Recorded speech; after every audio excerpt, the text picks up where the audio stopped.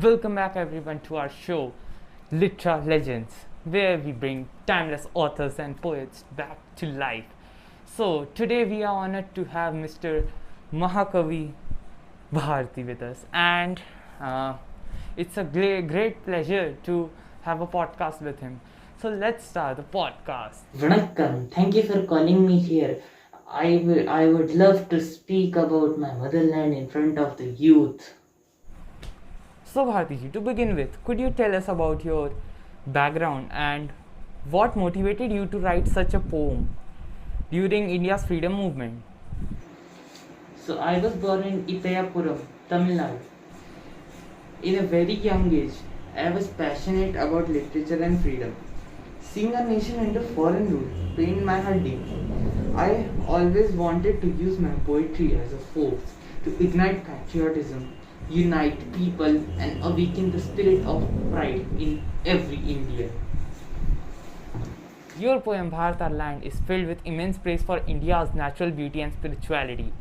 What inspired you for the opening lines about the Himalayas and the Ganga?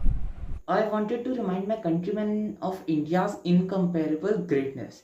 The peerless Himalayas stand tall as a symbol of our strength, and the sacred Ganga represents our purity and life.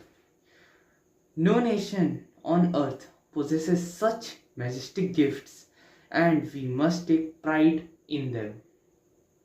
You also mentioned the Upanishads and the sacred wisdom.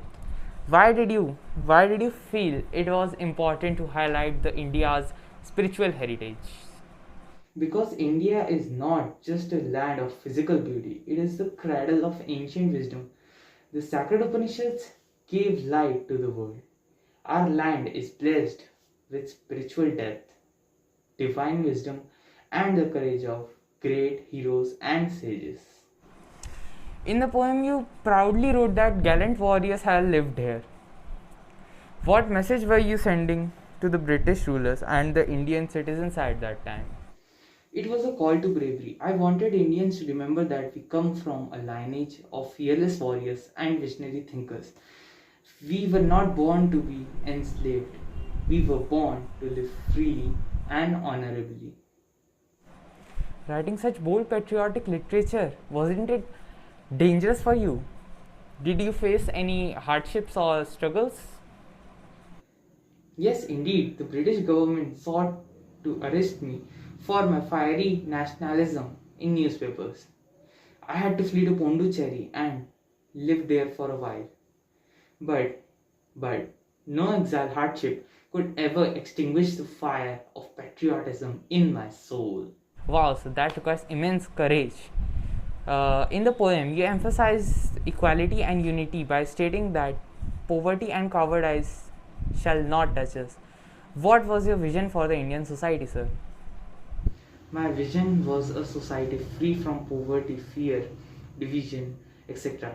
I fought against the discrimination and advocated for women's equality. True freedom is complete only when every citizen, regardless of caste or gender, lives with dignity and self respect.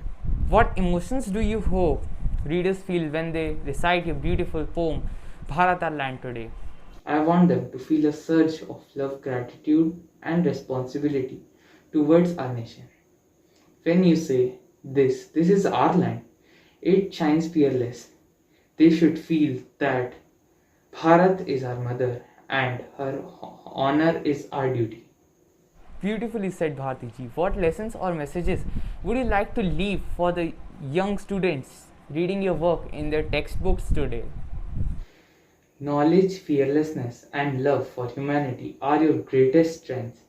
Be proud of your roots, study hard, banish cowardice from your hearts, and work together to build a strong, united, and prosperous India. What an inspiring interview, Mahakavi Subramania Bharti ji.